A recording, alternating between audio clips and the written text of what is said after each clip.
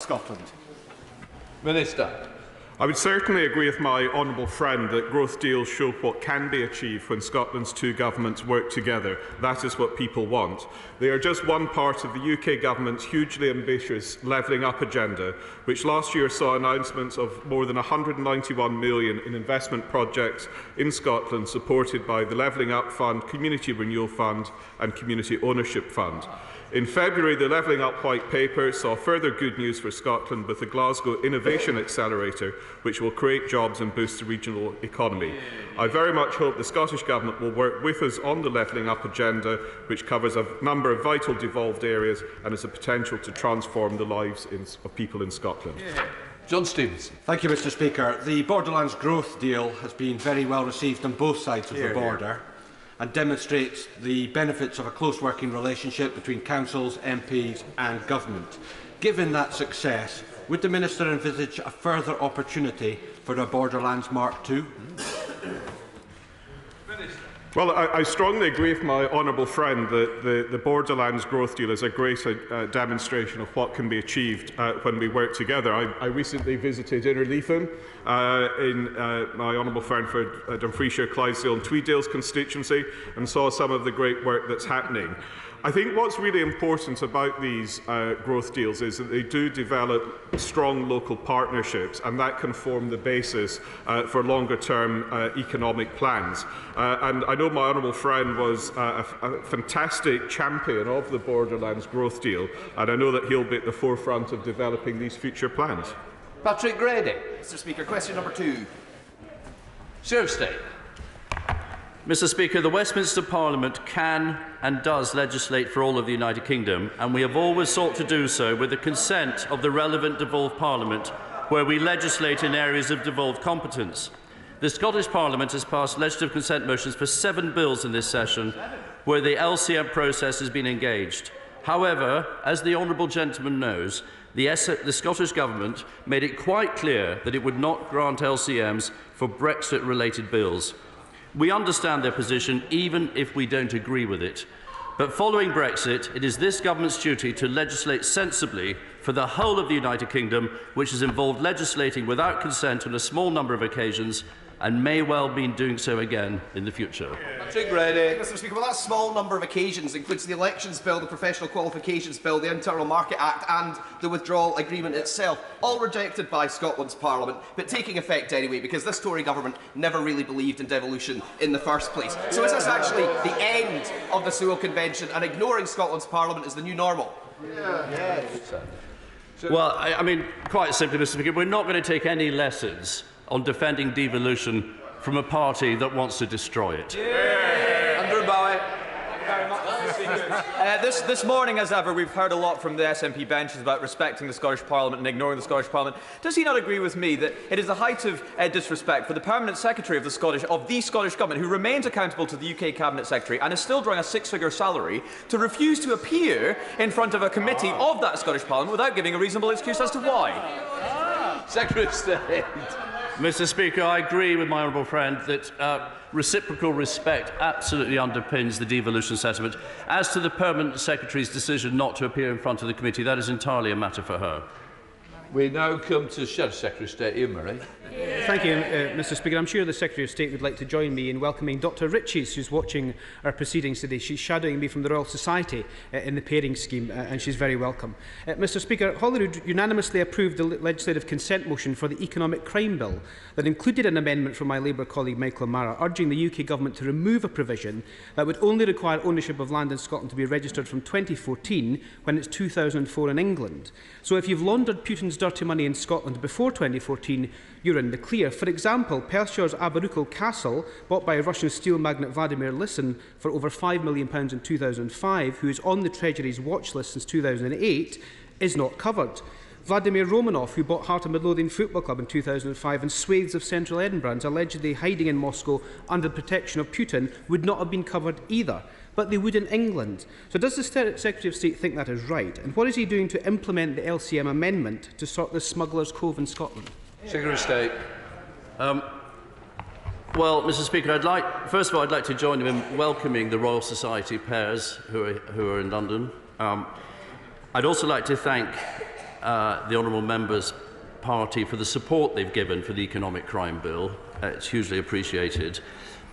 As regards the registration of property, it's actually England and Wales changed the rules in 1999. In Scotland, they were changed for the transparency of ownership in 2014.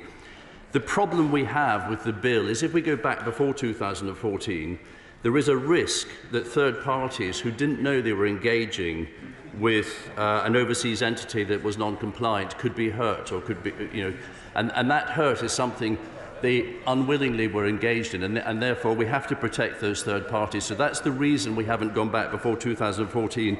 And the joint committee that reviewed the draft legislation did agree with that point. But I absolutely have every sympathy with the points that he makes. Murray. I'm sure that anomaly could be sorted, Mr. Speaker, in terms of making sure you don't hurt unsuspecting third parties. One of the most important ways to clamp down on illicit Russian money, of course, and influence in the UK is through the reform of Companies House. Despite Labour's attempts, the economic crime bill does not contain such reforms.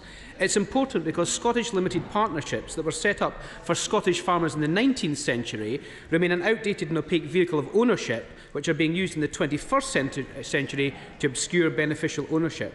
There is widespread support for this change, yet the government refused to act. So will the Secretary of State commit now to reforming Scottish limited partnerships and wider company law so we can see who actually owns these companies and shut down these laundering loopholes?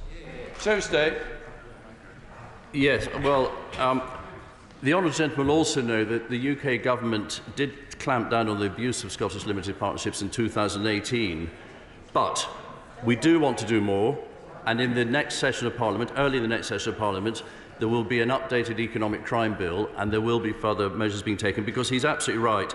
Those were being used by foreign individuals and foreign companies to launder money. We know that. The reforms in 2018, they increased transparency, and they put more stringent checks on the individuals who were forming those companies. But yes, hopefully with the support from the Labour Party, we will tackle this in the next session of Parliament. If we do it. Mr. Speaker, the SNP like to present themselves as defenders of devolution, but does my right honourable friend agree that there's an inherent contradiction between that position, the position held by the SNP, and their desire to rip apart our United Kingdom completely? And does he also agree that it's the UK government who are promoting devolution, including the transfer of powers that we have actually regained from the EU? Secretary of State. My honourable friend will be delighted to know, Mr. Speaker, that I absolutely agree with him. Yeah.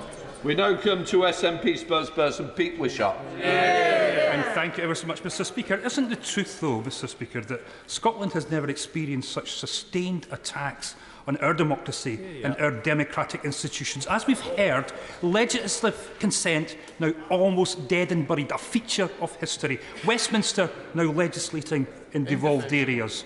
What's next in his sights?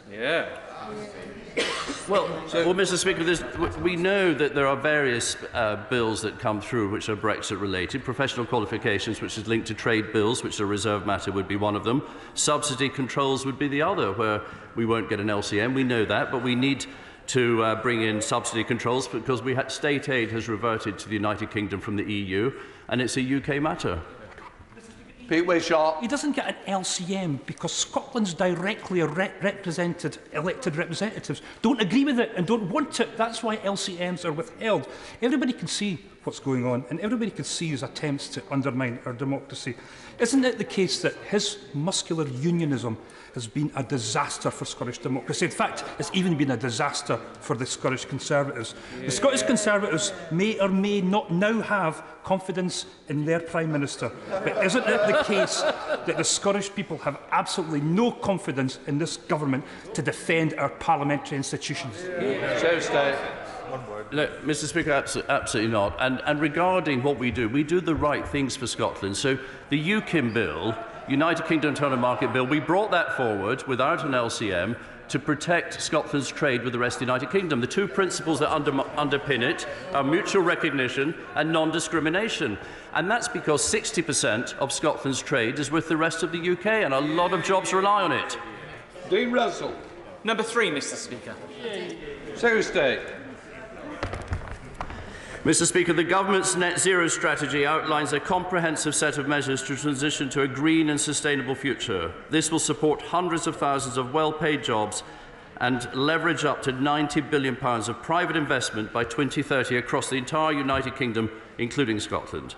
All previously licensed fields, such as Cambo, are accounted for in terms of projected production and estimated emissions. We are confident they can be developed even as we seek to achieve our commitment to net zero by 2050. Dean Russell. Thank you, Mr. Speaker. Yesterday I met with my Dean's Green team in Watford to talk about initiatives around making sure the economy is greener and we have a better environment. So does my right honourable friend agree that net zero strategy is even more important for energy security and we are stronger as a union when we work together to do this? Of course I agree, my honourable friend, and I know he's a great champion of net zero policies. As the Prime Minister set out earlier this week, now more than ever, what the UK needs is a balanced approach to energy. Both the North Sea and renewables can help guarantee a secure energy supply for United Kingdom households and businesses without relying on foreign imports.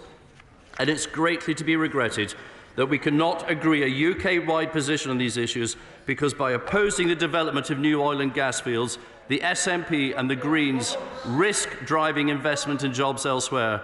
However, Mr. Speaker, I say to those working in the industry that, fortunately for them, oil and gas is a matter reserved to the Westminster Government. And Minister Liz Twist. Thank you, Mr. Speaker. Our journey to net zero is absolutely critical to saving our planet, but also because of its importance in weaning us off any reliance on Russian gas. ScotWind, the largest offshore wind project in the world, has huge potential, but we must also live up to our values and ensure that Scotland's wind is not being used to power Putin's war. Will the Secretary of State ask Scottish ministers that an audit is conducted of ScotWind to guarantee no ill-gotten Russian money is part of its financing and ensure all successful contracts for different bids are free of Russian involvement? Mr. Speaker, as the honourable lady will know, she makes a very fair point, I have to say. ScotWind is a matter for the Scottish Government, but I'm quite sure that they will be doing all they can to ensure that no Russian money is financing any of the successful contracts.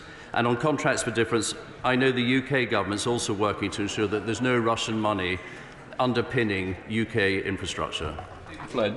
I have to admire the brass neck of the Secretary of State, Mr. Speaker, because it's his government that's failed to deliver carbon capture and underground storage in Scotland. It's his government that's failed to match fund the Scottish Government's £500 million Just Transition Fund. And of course it is his government that oversees Scotland paying the highest electricity transmission charges in the entirety of Europe. When is he going to stop doffing his cap to Westminster and stand up for Scotland's renewable future? Well, the honourable gentleman should know that transmission charges, and I agree with him on this point, we've raised it many times with Ofgem, but they are an independent regulator and they are looking again at transmission charge reform. Neil Hudson. Number 4, please, Mr. Speaker. I have regular discussions with ministerial colleagues on improving union connectivity and recently met with Baroness Veer to discuss the final report of the Union Connectivity Review. I look forward to meeting with the new Scottish Government Transport Minister Jenny Gilruth in the near future to discuss shared transport priorities. To Neil Hudson. Thank you, Mr. Speaker. As a Borderlands MP, I'm strongly supportive of the extension of the Borders Railway from Tweedbank through Longtown in my constituency of Penrith and the Border and on to Carlisle. This would improve connectivity, benefit local communities and be a massive economic boost to our region. But these proposals have been under consideration for a long time now, and it is vital that we move forward with this project. Does my honourable friend agree with me that it's essential that the UK and Scottish governments work together and with local authorities to prioritise the delivery of this project that would benefit local residents, businesses and strengthen our precious union? Well, I completely agree with my honourable friend that we do need to work together on this project, which will be of benefit to his constituents and indeed the whole of the country. I do regret that the project hasn't had the priority we would like to see in the Scottish Government's STPR2, but we will continue to work with the Scottish Government and see how we can best support it. We've committed to the next stage of a project, and I hope the Scottish Government do too. Martin Docker to use. Thank you, Mr. Speaker. I wonder, Minister, in terms of strengthening union connectivity, can advise the House whatever happened to that impossible bridge across the Beaufort Dyke, and what kind of money spent on something that never happened and didn't connect the union? Minister. Well, what I can tell the honourable gentleman is it's right that we look at all possible transport links. In the the honourable gentleman mocks, but if he looks at what the Scottish Government are proposing, they are looking at fixed tunnels linking parts of Scotland together. And what we are doing in the Union Connectivity Review, we are looking at strengthening the Minister. UK. Just one second. Mr. Hughes, because you put your mask on doesn't disguise the fact that you're shouting. In fact, the best thing is the mask moves as well. Have you finished, Minister? I do apologise, Mr. Speaker. What I can tell the honourable gentleman is that we are prioritising upgrades to roads like the A75 through Dumfries and Galloway, which will be one of the key transport routes connecting Northern Ireland, Scotland and England.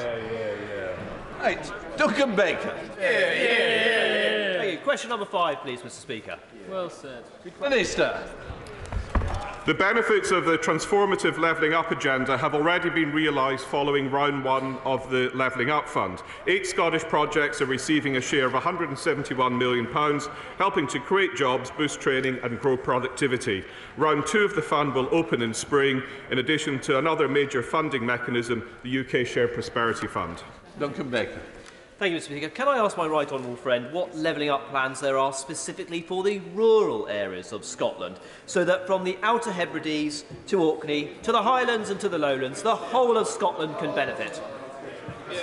I'm sure the answer will be yes, Minister. Well, all parts of Scotland will receive a share of the UK Share Prosperity Fund, which will be providing £2.6 billion of new funding by March 2025. And this will be through an allocation rather than a competition. Additionally, the Levelling Up White Paper includes the creation of a new Islands Forum, which will bring together local leaders from island communities across the UK to share challenges and experiences directly with the UK Government. Deirdre Bruck. Speaker, a former ERDF recipient described to me the distribution of levelling up funding as being akin to the random sprinkling of confetti. It is random and it is wide open to the sort of pork barrelling that we saw in the Stronger Towns Fund. Why won't this government work directly with devolved governments so this funding dovetails with all the knowledge, experience and work streams that already exist and ensure outcomes that can be measured against some sort of recognisable targets? Minister. Well, I'm rather surprised the honourable lady seeks to criticise levelling up as pork barrel politics when her own constituency is benefiting from a multi-million-pound investment in the regeneration of Granton. I would have thought she'd be pleased with that. Question number 6, Mr. Speaker. Minister. With permission, Mr. Speaker, I will answer questions 6 and 7 together. The UK Government has committed £50 million to the Islands Growth Deal, and this has resulted in island communities benefiting from the highest per capita deal in Scotland. The Levelling Up White Paper, as I've just mentioned, announced the development of an Islands Forum, and I've recently had discussions with local partners on how to progress this important work. Simon Jupp. Thank you, Mr. Speaker. The new Islands Forum announced in the Levelling Up White Paper is a really welcome step. It will connect island communities from Scotland to the southwest with key decision makers. What progress is being made on this proposal? Brilliant question. Well, my honourable friend's absolutely right. On Monday, I had a very useful conversation with the leader and chief executive of Orkney Islands Council, and we're inviting local partners to discuss with us how best this forum can operate and deliver what we want to achieve in the islands. Jerome Mayo. Mr. Speaker, the best support that any government can give to an island community is access to a reliable and frequent ferry service. On this, the SNP has failed miserably, managing to achieve the impossible double, Mr. Speaker, of sinking hundreds of thousands of pounds in ferries which will never float, whilst the rail service has increased breakdowns and the service gets worse and worse. Does my honourable friend agree that the SNP have let down island communities across Scotland? Well, my honourable friend raises an important point. It is of great concern to island communities that they are unable to rely on ferry services, and this has been the case for a number of years. I do welcome the proposals in Transport Scotland's strategic plan for the renewal and replacement of the Clyde and Hebrides ferry services and the Northern Islands ferry service. However, the record thus far does not fill me with confidence that it will be delivered. Mr. Carmike. Thank you, Mr. Speaker. Farmers and crofters in all Scotland's islands communities at the moment are facing the perfect storm of massive increases in the cost of fuel and fertilisers and increased competition on price from imports. Does the Minister agree that this would be a good time to revisit the work of the Groceries Code Adjudicator to ensure that farmers and crofters can get a fair price for their produce? And would he meet with me and a delegation from NUF Scotland to discuss this? Minister. Well, I'm delighted to say I've made two very pleasurable visits to the Honourable Gentleman's constituency, Right Honourable Gentleman's constituency, and I've heard these concerns first-hand. Of course, I'd be delighted to meet with him and the delegation from NFU Scotland and take forward their concerns. Dr. Luke Evans. Number 8, Mr. Speaker. Secretary of State. Mr. Speaker, I have regular discussions with my Cabinet colleagues on all relevant UK government policies that support economic growth in Scotland. The landmark agreement between Scotland's two governments to establish two new UK free ports will support the regeneration of communities in Scotland. Luke Evans. Thank you, Mr. Speaker. Free ports have the real opportunity to bolster the UK's economy. We here in the East Midlands have the free port that's bringing 60,000 jobs and green investment. So does my right honourable friend agree with me that this will be the case if two go ahead in Scotland? And does this demonstrate levelling up across the UK and our union? Mr. Speaker, everyone who cares about Scotland's prosperity will welcome the additional UK government investment of up to £52 million on top of the massive tax and customs benefits to the Scottish economy, drawing in more private sector investment. And I would have thought that all parties in Scotland would have welcomed the opportunities and the jobs that will flow from these new free ports in Scotland. However, Mr. Speaker, sadly, the Scottish Greens, the SNP government's coalition partners, oppose this, which just shows how irresponsible it was for Mrs Sturgeon to invite a party so opposed to economic growth to join her in government. Alison Poulis. Thank you, Mr. Speaker. Free ports around the world have long had an association with tax dodging and economic crime. So, in light of the government's responsibilities to bring forward an economic crime bill too, will they review their free ports policies? Mr. Speaker, that's an utterly ridiculous question. I received from the Minister a letter saying that free ports were a tarnished brand, the Scottish Government Minister, reminiscent of smuggling and tax evasion, just before they signed up to our policy. Jacob Young. Number 9. Secretary of State. The UK Government remains committed to our domestic offshore oil and gas sector, which continues to keep us warm, fuel our vehicles, strengthen our security of supply. At present, Mr. Speaker, 75% of the UK's primary energy demand comes from oil and gas, and is therefore a central part of our energy mix. Jacob Young. Thank you, Mr. Speaker. The oil and gas industry in Scotland, in Teesside and around the country provides thousands of people with good quality, well-paid jobs while keeping the lights on and keeping Britain moving. Does the Secretary of State agree with me that it's vital that we encourage North Sea oil and gas exploration, ensure we have the energy security and independence in this time of uncertainty, but also that these sectors will help us decarbonise in the long run and achieve our net zero goals through projects like Net Zero Teesside? Secretary of State. Mr. Speaker, I absolutely agree with my honourable friend about the importance of our domestic oil and gas sector. The North Sea Transition Deal is a global exemplar of how a government can work with the offshore oil and gas industry to achieve a managed energy transition which leaves no one behind. And it is this government, Mr. Speaker, this government that supports oil and gas. that supports the jobs in Scotland, over 100,000 jobs linked to the oil and gas industry, but also supports a transition rather than extinction of that industry. Bill Lester, sir. Question 10. Minister. I regularly discuss issues of importance to Scotland with ministers, including support for Scotland's renewable energy sector. The Government recently announced that its flagship renewable energy support scheme, Contracts for Difference, will run more frequently. Scotland has benefited significantly from this scheme, with 34% of all projects awarded to date in Scotland. Bill Lester, sir. Promoting renewable energy generation in Scotland is critical to supporting jobs in Scotland. But without action from the Government, it's not inevitable that Scotland's renewable potential will lead to job creation at home. In fact, we've seen ScotWind sold off to foreign owners. So can the Minister tell me what discussions he's having with Scottish ministers about the creation of jobs in Scotland in renewable energy? Minister.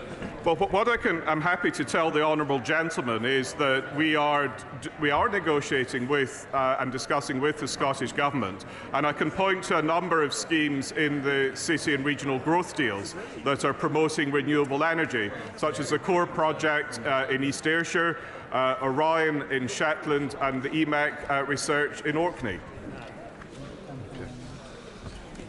Before we come to Deputy Prime Minister questions, I would like to point out that the British Sign Language interpretation of proceedings is available to watch on Parliament Live TV.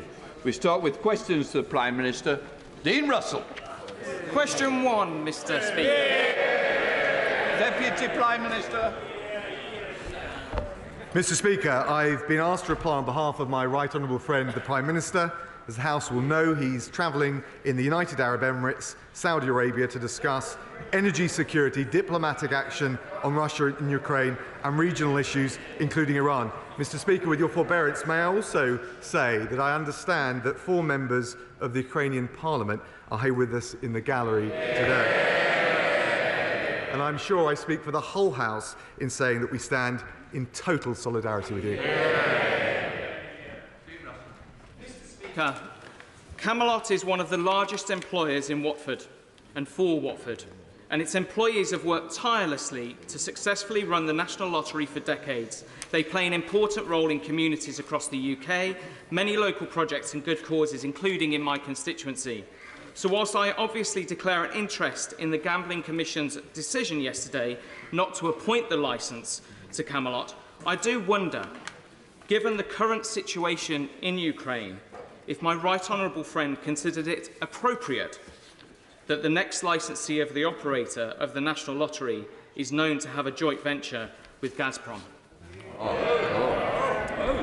Can I thank my honourable friend and just say what an incredible job the National Lottery has done, delivering £45 billion to good causes. He's right, the 4th licence will ensure operator profits are better aligned with returns to good causes. Can I just also say on the specific points he makes, I understand that Alwyn's owner, Mr. Komarak, who's long criticised the Putin regime, is in discussions with the Czech Republic government regarding the joint venture with Gazprom and removing its involvement. We now come to the Deputy Leader of the Opposition, Angela Rayner. Thank you, Mr. Speaker, and can I also welcome Ukrainian MPs to this House today.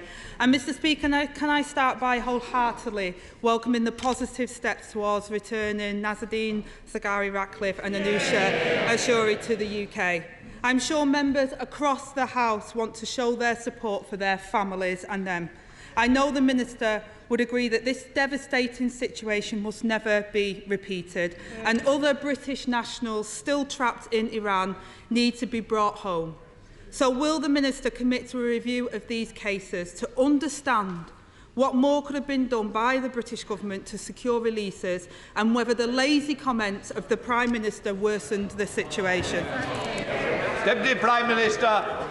Thank you, Mr. Speaker. Can I first of all say that I can't yet confirm the reports we've seen in the media, but of course it feels like positive signs, and of course no one wants more than me, but I'm sure all members of the House, to see Nazanin, but also all of the arbitrarily detained nationals reunited with their loved ones. Yeah. I can tell the Honourable Lady, having worked for 2 years with the concerted diplomatic effort led by the Prime Minister, that we have done absolutely everything that we can. She shouldn't give succour to the despotic regime that detained our nationals in Iran or around the world by suggesting it's anyone else's responsibility other than theirs. Mr. Speaker, it's exactly for that reason that I asked for the review, that it's important to learn from our mistakes so we don't end up with other innocent families facing this ordeal again. So I hope the Minister will consider my comments. Mr. Speaker, I'd like to thank all of the people who have been working tirelessly to bring British nationals home from Iran, our diplomatic staff and our world-leading British intelligence agencies. The role of the British intelligence today is critical in the face of Putin's aggression. The Deputy Prime Minister oversaw our foreign intelligence services as Foreign Secretary. So can he confirm if at any time he overruled or ignored direct advice from the British security services? Deputy Prime Minister. Can I say to the Honourable Lady, what she suggests is nonsense. She's talking about the House of Lords Appointments Commission. They have a vetting process. I have never overruled intelligence advice, and I wouldn't comment on the details of it. What I would say and would agree with her on the strength, the agility of the British diplomatic service, which time and time again are the unsung heroes in returning British nationals, often less celebrated cases than this, but I think now is a great opportunity to recognise the heroic work they do. Absolutely, I agree with the Minister regarding his comments on their heroic work. The Right Honourable Member was Foreign Secretary on the 17th of March 2020, when British intelligence reportedly warned against the granting a peerage to the Prime Minister's close friend and now Lord Lebedev of Hampton and Siberia. 48 hours later, the Prime Minister visited Lebedev at his home in London. Details of that meeting have never been released.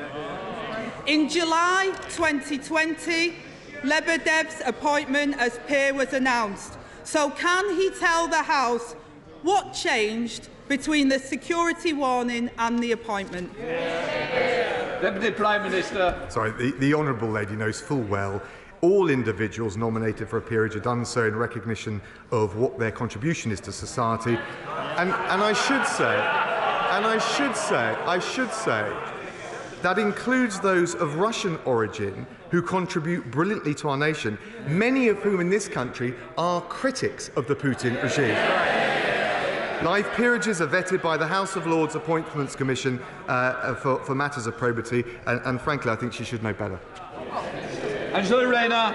Mr. Speaker, what I do know better is the central duty of any government is to keep the British people safe. There are now widespread reports that the Prime Minister did not accept warnings from our own intelligence services, granting a Russian oligarch, the son and business partner of a KGB spy, a seat here in this Parliament. It shouldn't matter if such a warning was about a close personal friend of the Prime Minister. It shouldn't matter if he gave the Prime Minister thousands of pounds of gifts, and it shouldn't matter how much champagne and caviar he serves. There's no ifs or buts when it comes to the safety of the British people. So I ask the Deputy Prime Minister, can he guarantee that the Prime Minister never asked anyone to urge the security services to revise, reconsider or withdraw their assessment of Lord Lebedev of Hampton and Siberia? Deputy Prime Minister. The suggestion she's making is sheer nonsense. But if she wants to talk about national security, then I remind her that she and her shadow cabinet colleagues not so long ago wanted the honourable member for Islington North.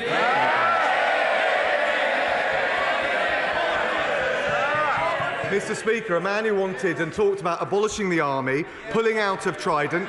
She voted for that. Has there ever been a more ridiculous, reckless, naive moment to call for unilateral nuclear disarmament and pulling out of NATO? A Labour government would put at risk our security. We're doing everything we can to protect it.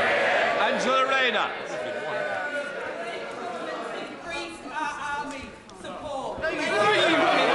To NATO. And may I remind the Deputy Prime Minister that it was his Prime Minister in 2015 that said he wasn't sure if it was morally irresponsible to work with Putin. So I don't think he's on safe grounds there.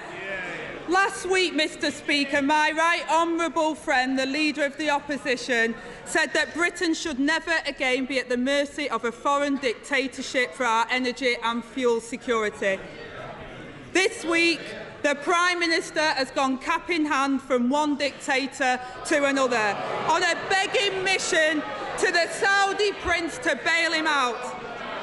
Mr. Speaker, the government have had 12 years to end their reliance on foreign oil and invest in homegrown energy to secure our supplies.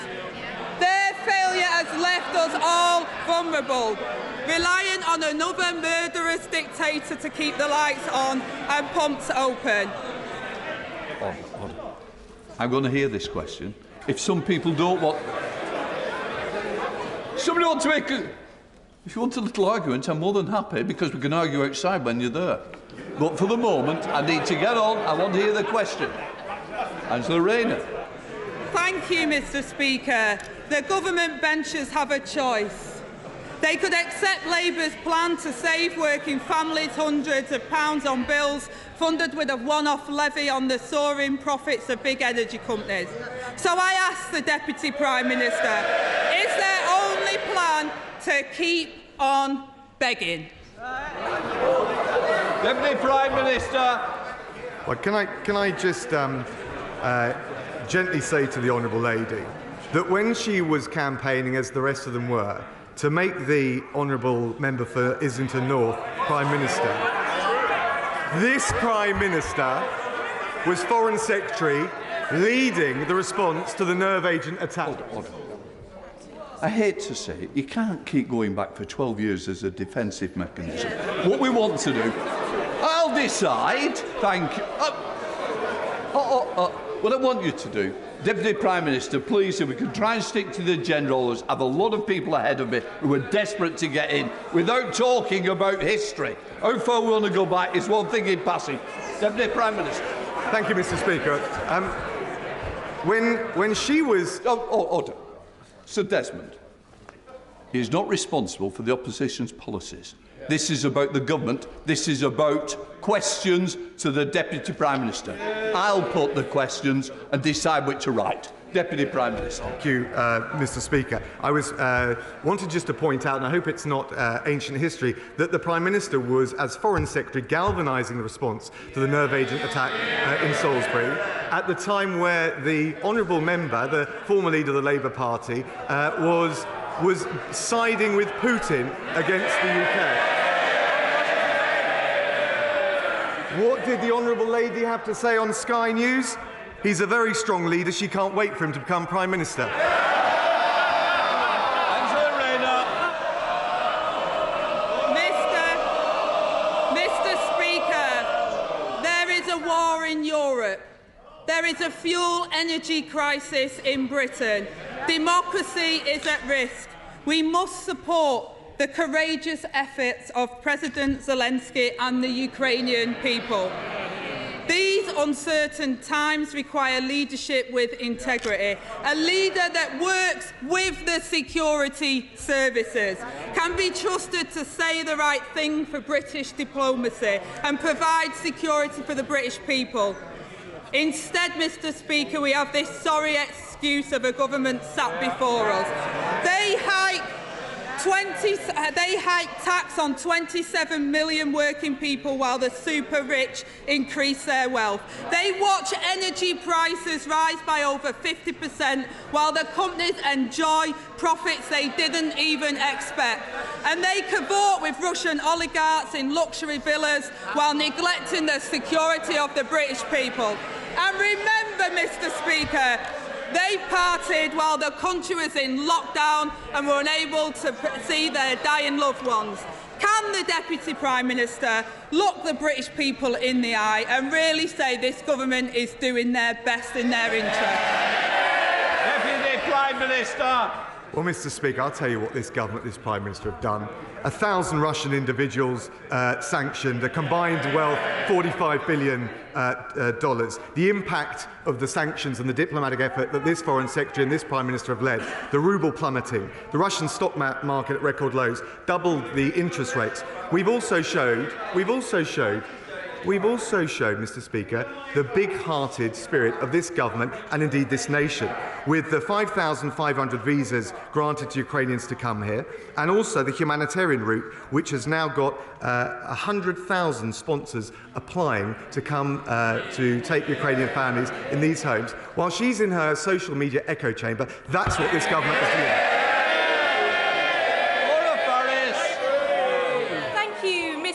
It was very good to see my right honourable friend visit the International Criminal Court earlier this week, but they have enduring difficulties with funding.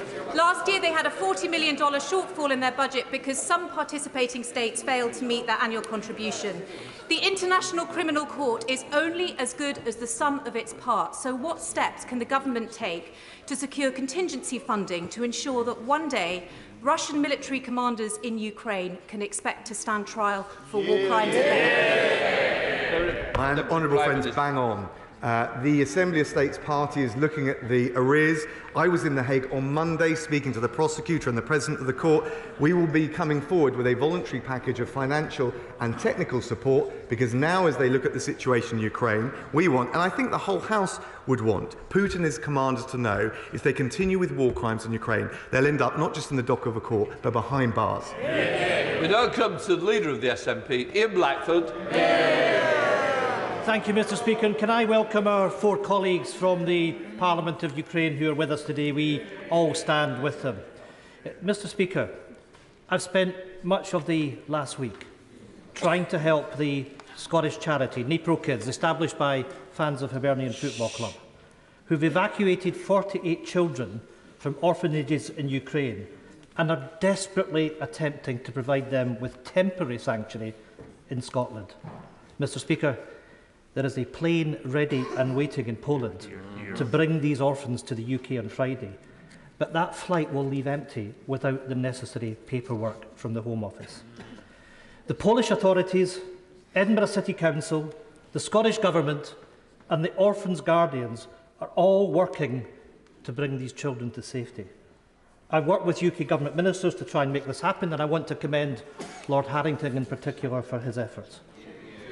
But a week on, the Home Office is still proving to be the only obstacle in the way, and it risks leaving these children stranded. So I'm pleading with the Deputy Prime Minister, remove these obstructions before it's too late. Will he work with me and the Ukrainian authorities to guarantee that these 48 Ukrainian orphans will get on that plane this Friday? Hear, hear. Deputy Prime Minister. Can I thank the honourable gentleman for all he's doing? This is a heart-rending situation. We want to do everything we can. Of course, there are a range of issues in this case, including the wishes of the Ukrainian government on where orphan children should go and should be living, whether any necessary permissions have been sought from the Ukrainian and/or Polish governments. This isn't actually about bureaucracy, it's about genuine safeguarding issues, but I certainly want to work with him in the best interests of those children. Ian Blackford. I'm asking the government to do just exactly that, because we've been working with the Ukrainian and Polish authorities. We have their support. We need the Home Office to give us the paperwork that will make that happen. Because, Mr. Speaker, this one case goes to the heart of the failure in the UK government's response to the biggest refugee crisis in Europe since World War II. It is deeply concerning that it's taken the intervention of several ministers of state letters to multiple European ambassadors, and the fear of this case being exposed in the chamber to try and force movement in an urgent case involving almost 50 vulnerable children. Even where there is the will, it seems that simply there is no way that the Home Office can get involved. I shouldn't have been sending letters to the authorities in Ukraine and Poland. The Home Office should have been doing it. If all these powerful people can't make it happen, what hope do all the other children fleeing this awful war have of finding sanctuary in the UK? The United Nations are now estimating that almost 1 child a second is becoming a refugee from the war in Ukraine. These 48 children will not be the last who need sanctuary and safety. Surely the Deputy Prime Minister agrees it shouldn't have taken this level of intervention and pressure for the Home Office to do the right thing by these children. Minister. Well, can I just say to him, it's very important that the proper international practices on safeguarding are followed. I know he appreciates that. We're keen to find out if family reunion options with Ukrainian family in the region have been considered. We also know, can you just listen for a second, because it's important. We also know that many children in state care in Ukraine have family members in the region for safeguarding and well-being of the children. That must also be considered. More broadly, he raises the issue about refugees and children. On top of the measures that I've already mentioned, we're making plans for the arrival of 100,000 Ukrainian children through the Education Secretary in our schools. And I pay tribute to the Health Secretary for bringing Ukrainian children suffering from cancer over to this country to receive the vital treatment they need. Thank you, Mr. Speaker. British servicemen and women have served under Operations Kibrit and Orbital since 2015, working with the Ukrainian armed forces and helping to shore up the eastern flank of NATO, which is now more important than ever. Would the Deputy Prime Minister join with me in putting on the record the gratitude of this House and consider what recognition we can give them for their service and for their role in history? Deputy Prime Minister. She's absolutely right. She's totally right to pay tribute to the professionalism, the dedication, the sacrifice of our armed service men and women every day to defend this country. She'll know that recognition for all military operations is kept under continuous review, and I know that the Defence Secretary will have heard her very compelling suggestions. Stephen Farr. Thank you, Mr. Speaker. Can I first of all wish you and the entire House an early happy St Patrick's Day? Now, there was a 3.1% increase to universal credit and other benefits set by the government last September, but inflation is now pushing 7%. The Joseph Rowntree Foundation, Trussell Trust and many other organisations have highlighted the real jeopardy that millions of people are now facing from a real terms cut in the level of benefits, and other measures from the government simply don't compensate for that. So surely it's not tenable for the government to stick so rigorously to a decision taken 6 months ago, whenever circumstances have changed so radically since then. Prime Minister. Can I thank the honourable gentleman? He's right about the cost of living challenge, not least with the war in Ukraine. The government and the Chancellor have already put in place a £20 billion package across this year, £9 billion to help with energy bills, the rest to deal with the wider cost of living issues. That includes raising the national living wage. On UC that he mentions, we're giving nearly 2 million families an extra £1,000 a year. The Kickstart scheme, increasing the personal tax threshold by over 50% since 2010. We're doing everything we can, and of course we'll keep the cost of living issues under constant and regular review. Brother Davis. Thank you, Mr. Speaker. With multinationals scaling back Russian operations and local businesses stepping forward with offers of jobs and equipment, once again, British businesses are responding at a time of great challenge. Will the Deputy Prime Minister join me in thanking all those businesses across Lincolnshire who have offered support?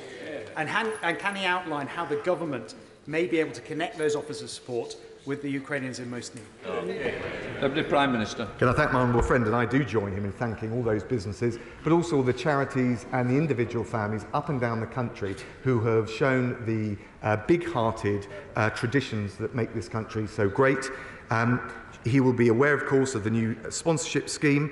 We've had overall 100,000 sponsors apply, and of course working with businesses is particularly valuable because we know that there's huge value not just in terms of allowing those that come here to get access to work, but it also helps them to integrate into our society as confident members of our community.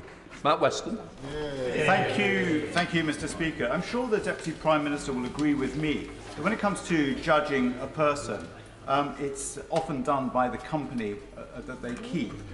When it comes to tennis, the Prime Minister enjoys the company of and backhanders of Lyubov Chernikin. When it came to celebrating the election victory, the Prime Minister prioritised the party hosted by the former KGB agent Alexander Lebedev. He has a great many others, such as Viktor Fedotov and Alex Temerko as friends. Can he therefore tell us what first attracted the Prime Minister to the billionaire Russian oligarchs? The Prime Minister. I wasn't quite sure where he was going at the beginning of his question, but what I can tell him, of course, the Prime Minister is not just a very social individual.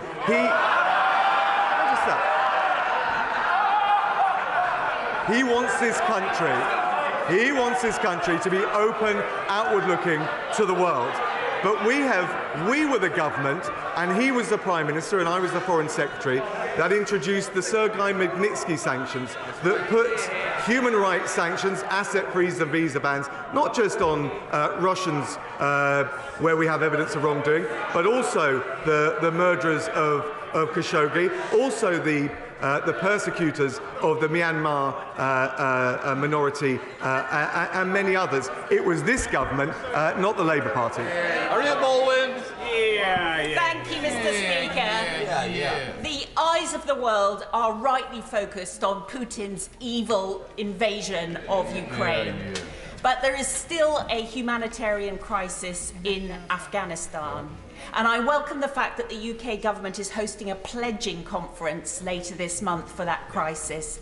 And can my right honourable friend ensure that we also keep education for those poor children on the agenda? Deputy Prime Minister. She's absolutely right, and we will keep the focus on Afghanistan and the many other conflicts around the world that need our support. I can tell her that that particular conference will provide specifically support for access to girls' education, a long-standing priority of the Prime Minister. And I would also just point out that we've doubled our humanitarian aid to Afghanistan for the financial year to £286 million. Thank you, Mr. Speaker. Appeasing murderous despots is never going to be the route to security of energy supply. So wouldn't it make more sense for the Prime Minister to be here talking to UK energy industries? Shouldn't he be talking to renewable energy developers about what they can do to bring their product on stream faster and quicker? And shouldn't he also be speaking to our own offshore oil and gas industry about what they can do in the here and now to improve security of supply and to assist in the journey towards net zero? Yes, he was doing that on Monday evening, I can tell the honourable gentleman. And now it's Wednesday, and yes, he's out in Saudi Arabia, closing a £1 billion investment deal, creating 700 jobs in the north in renewable energy. I think the Lib Dems need to keep up. Duncan Baker. Thank you, Mr. Speaker. North Norfolk is a rural constituency, and many residents rely on their car to get around, and they heat their homes by using heating oil. The price of crude oil may have come down in the last few days, but the petrol pumps are still going up, and I've had constituents who are quoted £2 a litre for heating oil. This not only affects working families, but pensioners in rural areas who are on a fixed income. Can I ask that the Deputy Prime Minister does everything he can to make sure that in the spring statement we address these problems for really, really rural constituencies that are getting the double whammy of these crippling costs? Deputy Prime Minister. My honourable friend's absolutely right. He knows that we have got a £20 billion package this year dealing with the cost of living, £9 billion of it focused on energy prices. The issues that he talks about for his constituency, but I think up and down the country, are I think, very well made, and I know the Chancellor will have heard his suggestions. Jeff Smith. Thank you, Mr. Speaker. The Prime Minister is visiting Saudi Arabia, and as usual, we are told there will be frank, private discussions with the Saudis on their human rights record. But in the light of the state murder of Jamal Khashoggi, in the light of the brutal executions of 81 men at the weekend, why does the Deputy Prime Minister think that the UK's representations on human rights are so ineffective, and what more will we do to make the Saudis behave ethically? Prime Minister. Can I thank the honourable gentleman? Can I just say to him, when I was Foreign Secretary and I went to Riyadh twice, and I know the Prime Minister will be raising these issues again, we talked about the women's rights defenders. He says we've been ineffective. They've all been released.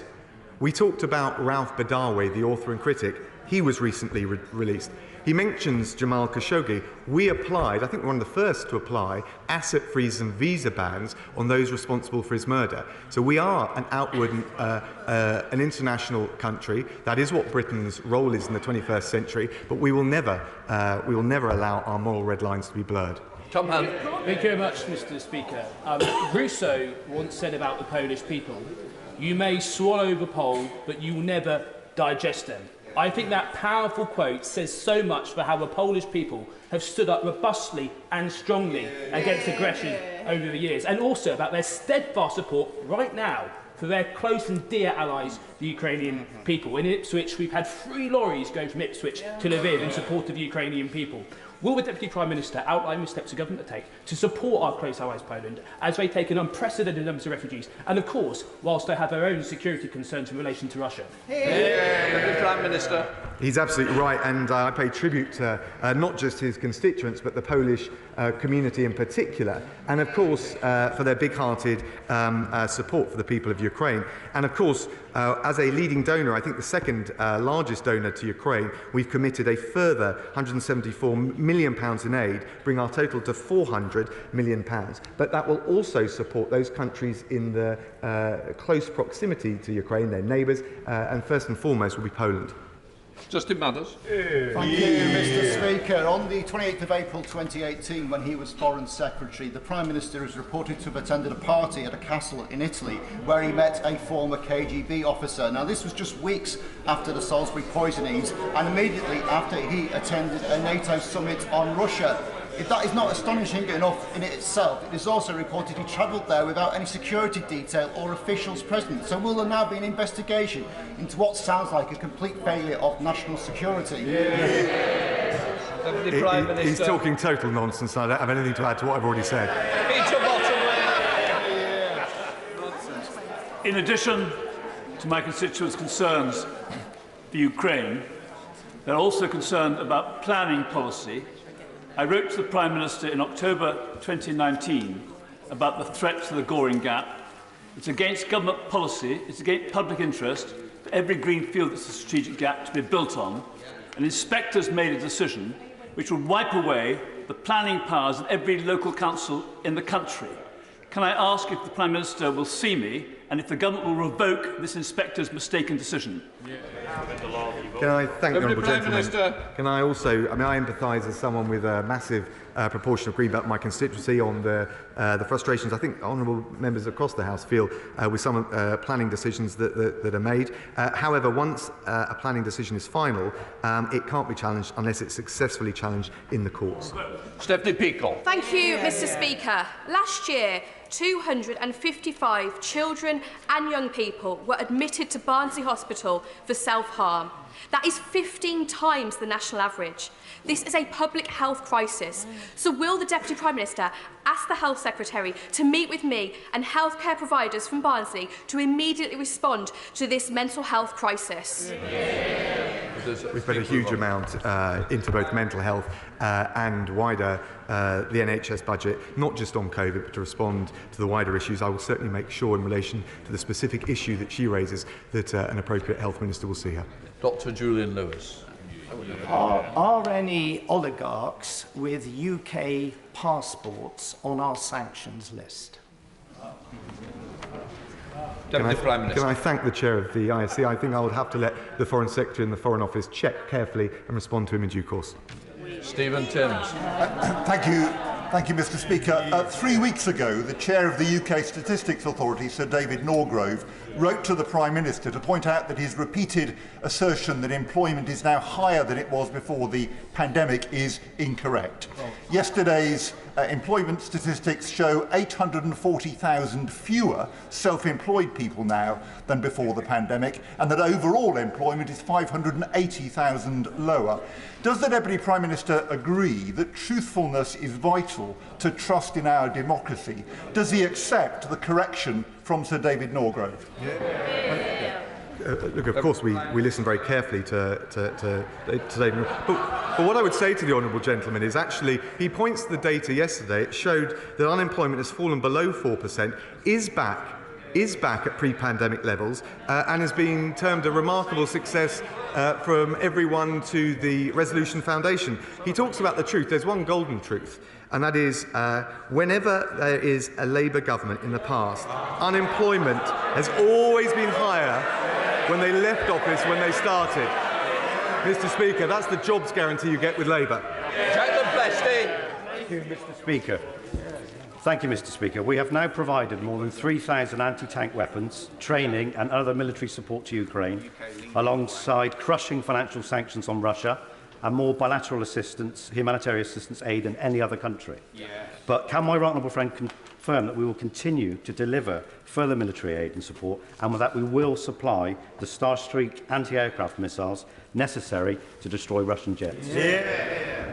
My honourable friend is absolutely right. We've delivered over 3,600 anti-tank missiles weapons. We'll also be sending a consignment of the Javelin anti-tank missiles, and we are indeed, as he says, exploring the donation of Starstreak anti-air missiles. Dan Carden.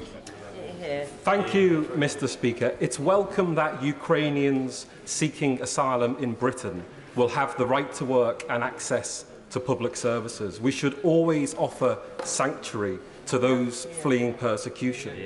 People who come to Britain to make it their home, no matter where they're from or the colour of their skin, make a hugely positive contribution to our society and economy, if they're supported to do so. So how can the government now justify not extending the same welcome and the same rights, including the right to work, to all people seeking asylum in Britain? Deputy Prime Minister. He's right that we have a strong tradition, and we've shown we've stepped up to the plate with the Hong Kong British National Overseas Citizens, with Operation Pitting, which brought 17,000 back, and we will go further and beyond the normal rules when there is a crisis, as we've seen in Ukraine. He's absolutely right about what he said in relation to the current scheme. Those coming here, the Ukrainians can live, work and access benefits. They can stay for 3 years with leave to remain, and I'm proud, and the whole House should be proud, not just of the big-hearted approach of this government, but also the 100,000 British sponsors who have come forward and said they will open their homes to those refugees. Sir Ian Duncan-Smith. Mr. Speaker, can I ask my right honourable friend that as the brilliant Ukrainian people fight and die on a daily basis for their rights of freedom and democracy, it's important, therefore, that we make something very clear, and I wonder if he would do this. They have asked for membership of NATO for a significant period of time, and NATO has chosen not to give it to them. My concern now is no matter what they decide, it remains their absolute right as a free nation and a free people to make such an application in the future, and, noticing that Finland is talking about being a member, that we treat them in exactly the same way as we would an application from Finland. Well, can I thank my right honourable friend, and he will have heard what President Zelensky has said overnight in relation to this. But one of the things that we've always been crystal clear as a government is that if there is a diplomatic off-ramp, and I have to say we have a heavy measure of scepticism about whether Putin could ever fulfil such a deal, but if there is, it has to be done with the will and the volition of the Ukrainian president and the Ukrainian people. We now come to Carol Monaghan. Thank you, Mr. Speaker. My constituent is a popular parish priest in Glasgow. Originally from Nigeria, he became a British citizen last year and applied for his first British passport last summer. On his naturalisation certificate issued by the Home Secretary, It includes his title, Reverend Father, under his name. This is causing the Passport Office unexplained difficulties, and 7 months on, he's still waiting for his passport. Can I ask the Deputy Prime Minister to look at this case as a matter of urgency? His mother is extremely ill in Nigeria. He needs to get his passport to visit her. Deputy Prime Minister. Can I thank the Honourable Lady for raising that case? It sounds very sensitive. I will make sure a Home Office Minister looks at it as a matter of urgency. That finishes questions. I'll just let the room clear and then I'll do a punch one.